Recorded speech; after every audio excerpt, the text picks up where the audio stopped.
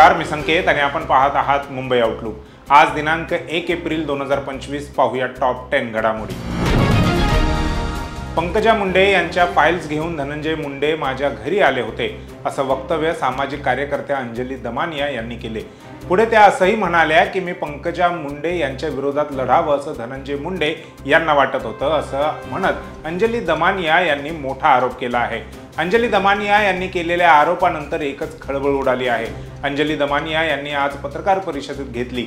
या पत्रकार परिषदेच्या माध्यमातून अंजली दमानिया यांनी हा मोठा आरोप केला आहे। मी असं कधीही लढत नसल्याचे धनंजय मुंडे यांना सांगितलं, असं अंजली दमानिया यांनी म्हटलंय। तर यानंतर धनंजय मुंडे फाइल्स इथेच ठेवून निघून गेल्याची माहिती देखील अंजली दमानिया यांनी पत्रकार परिषदेत दिली। 4 ते 5 वर्षांपूर्वी धनंजय मुंडे तेजस ठक्कर नावाच्या व्यक्तीसोबत माझ्या घरी आले होते। ते पंकजा मुंडे यांच्या विरोधातील पूर्ण फाइल्सचा ठोकळा घेऊन आले होते। त्यावेळी मी त्यांना समजावलं की दिलेल्या फाइल्सवर मी कोणतीही काम करत नाही, असं त्यांनी म्हटलं आहे। स्टँडअप कॉमेडियन कुणाल कामरा यांनी राज्याचे उपमुख्यमंत्री एकनाथ शिंदे, केंद्रीय अर्थमंत्री निर्मला सीतारामन यांच्यावर विडंबनात्मक टीका केली। त्यानंतर कुणाल कामरावर काही ठिकाणी गुन्हे नोंदवण्यात आले। असे असतानाही कुणाल कामरा काही मागे हटताना दिसत नाही।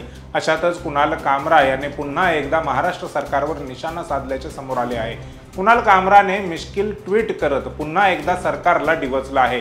एखाद्या कलाकाराला संविधानिकरित्या कसं मारायचं याचं मार्गदर्शन, असं म्हणत कुणाल कामराने सोशल मीडियावर एक फोटो शेअर करत मिश्किल भाष्य केले आहे।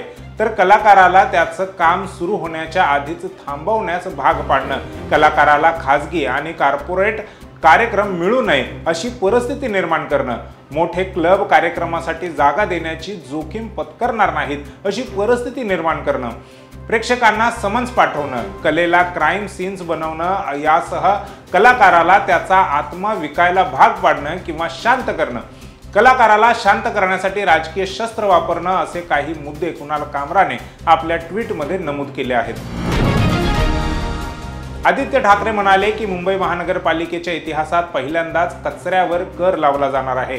देवनार डम्पिंग ग्राउंड अदानीला दिलं जातोय। मुंबईतल्या रस्त्यांमुळे सगळे आमदार खासदार मुंबईकर त्रस्त आहेत। मुंबईच खड्ड्यात आहे आणि मुंबईवर अदानी टॅक्स लावला जात आहे। आमच्या काळात घनकचरा टॅक्स असा काही विषयच नव्हता, पण आता मुंबईची लूट सुरू आहे। उद्धव ठाकरे सरकारने 500 स्क्वेअर फुटापर्यंतच्या घराला मालमत्ता कर टॅक्स फ्री केला होता, पण आता मुंबईतील 500 स्क्वेअर फुटांच्या घराला सुद्धा हा कचरा टॅक्स लावणार आहे।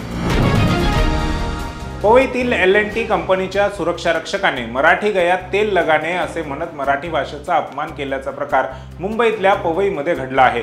या वक्तव्याने संतप्त झालेल्या महाराष्ट्र नवनिर्माण सेनेच्या महाराष्ट्र सैनिकांनी त्याला चांगलाच धडा शिकवत, कानाखाली लगावत आणि खडे बोल सुनावत कंपनीच्या सुरक्षा रक्षकाला माफी मागायला लावले। मराठी भाषेचा अपमान करणाऱ्या या सुरक्षा रक्षकाने मनसेने त्यांच्या स्टाईलने धडा शिकवला।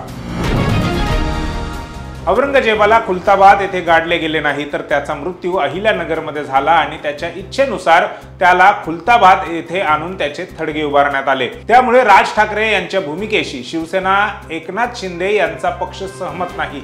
तसेच भैयाजी जोशी यांना जरी औरंगजेब अनावश्यक वाटत असला तरी त्यांच्या भूमिकेला विरोध नाही, परंतु आमच्या स्वाभिमानाचा प्रश्न असल्याने औरंगजेबाची कबर काढून टाकायला हवी असे आमचे ठाम मत आहे, अशी भूमिका शिवसेना प्रवक्ते व समाज कल्याण मंत्री संजय शिरसाट यांनी मांडली। त्यामुळे रासव संघाच्या भूमिकेपेक्षा वेगळी भूमिका संजय शिरसाट यांनी मांडली आहे।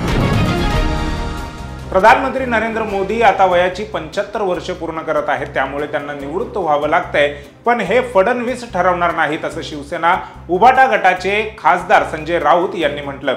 यावेळी बोलताना राऊत म्हणाले की ते म्हणतात संघाने गुलामीच्या बेड्या तोडल्या, पण हा शोध त्यांनी कुठून लावला? संघ भारताच्या स्वातंत्र्य लढ्यात कुठेच नव्हता। भारताच्या स्वातंत्र्य लढ्यात संघाचं योगदान काय यावर त्यांनी आमच्याकडून माहिती घेतली पाहिजे। नरेंद्र मोदी आता वयाची 75 वर्ष पूर्ण करत आहेत, त्यामुळे त्यांनीच बनवलेल्या नियमाप्रमाणे आता त्यांना निवृत्त व्हावं लागत आहे। हे देवेंद्र फडणवीस ठरवणार नाही आहेत। त्यांना कितीही बोलू द्या, बाप जिवंत असताना वारसदार ठरवला जात नाही, ही मुघली संस्कृती आहे असं फडणवीस म्हणतात. पण कोण बाप, कोणाचा बाप? ते देशाचे बाप नाहीत. मोदी हे प्रधानमंत्री आहेत. ती तात्पुरती व्यवस्था असते. भगवान राम आणि भगवान कृष्ण देखील आपलं अवतार कार्य संपल्यावर निघून गेले. तसंच मोदींचं सुद्धा आता अवतार कार्य संपलं आहे असंही संजय राऊत यांनी म्हटलं आहे. सरपंच संतोष देशमुख हत्या प्रकरणातील आरोपी एकमेकांना संपवतील असं वक्तव्य मनोज जरांगे पाटील यांनी केलं आहे. तर सरपंच संतोष देशमुख हत्या प्रकरणातील आरोपी गँगवॉर वाढून एकमेकांना मारतील असं वक्तव्य करत मनोज जरांगे पाटील यांनी मोठी मागणी केली आहे. सरपंच संतोष देशमुख हत्या प्रकरणासंदर्भात तातडीने खटला चालवावा आणि वाल्मिक कराड आणि सुदर्शन घुलेसह आरोपींना फाशीची शिक्षा द्या अशी मागणी मनोज जरांगे पाटील यांनी केली आहे. वाल्मिक कराड आणि सुदर्शन घुले यांना बीड कारागृहात मारहाण झाली की नाही, त्यांचं तुरुंगात काय झालं की फक्त या अफवा उठवल्या? संतोष देशमुख हत्या प्रकरणातील आरोपी सोंग करणारे आहेत असं मनोज जरांगे पाटील म्हणाले. त्यांनी पुढे असंही म्हटलं की आरोपी गँगवॉर वाढवतील आणि एकमेकांना संपवून टाकतील. त्यापेक्षा तातडीने सरपंच संतोष देशमुख हत्या प्रकरणाचा खटला चालवून या आरोपींना फाशीची शिक्षा झाली पाहिजे असं मत मनोज जरांगे पाटील यांनी व्यक्त केलं. जेलमधला मारहाणीचा वाद वाल्मिक कराड याने जाणीवपूर्वक घडवून आणला असं जितेंद्र आव्हाड यांनी म्हटलं आहे. वाल्मिक कराड याच्या टोळीचे जवळपास 70 ते 80 गुन्हेगार सध्या बीड कारागृहामध्ये असल्याचं देखील यावेळी आव्हाड म्हणाले आहेत. गेल्या 3 दिवसांचं सीसीटीव्ही फुटेज तपासून दोषींवर कारवाई व्हावी अशी मागणी देखील आव्हाड यांनी केली आहे. बीड कारागृहात वाल्मिक कराड आणि महादेव गीते यांच्यात मारहाण झाली. वाल्मिक कराड आणि सुदर्शन घुले यांना महादेव गीते याच्या टोळीने मारहाण केली आहे. यानंतर महादेव गीतेसह 4 आरोपींना तात्काळ बीड कारागृहातून हलवण्यात आले. या संपूर्ण प्रकरणावर जितेंद्र आव्हाड यांनी प्रतिक्रिया देताना वाल्मिक कराड यानेच जाणीवपूर्वक हा संपूर्ण डाव घडवून आणल्याचं म्हटलं आहे. बीडमधील मस्साजोगचे सरपंच संतोष देशमुख यांची अत्यंत निर्घृणपणे हत्या करण्यात आली. या प्रकरणात सध्या अनेक खळबळजनक खुलासे होत आहेत. अशातच आता अभिनेते सयाजी शिंदे यांनी संतोष देशमुखांच्या कुटुंबियांची भेट घेतली आहे. सयाजी शिंदे यांनी संतोष देशमुखांचे बंधू धनंजय देशमुखांची सांत्वनपर भेट घेतली आहे. देशमुख कुटुंबाला लवकरात लवकर न्याय द्यावा, मला देशमुख कुटुंबाची काळजी होते म्हणून मी भेट घेतली असं सयाजी शिंदे यांनी म्हटलंय. तसेच गोष्टी परत परत काढल्या तर त्यांचा त्रास होतो असंही सयाजी शिंदे म्हणाले आहेत.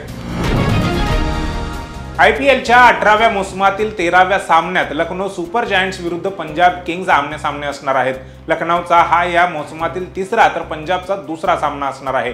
पंजाबने श्रेयस अय्यरच्या नेतृत्वात या हंगामात विजयी सुरुवात केली तर लखनौ विजयी सलामी देण्यात अपयशी ठरली.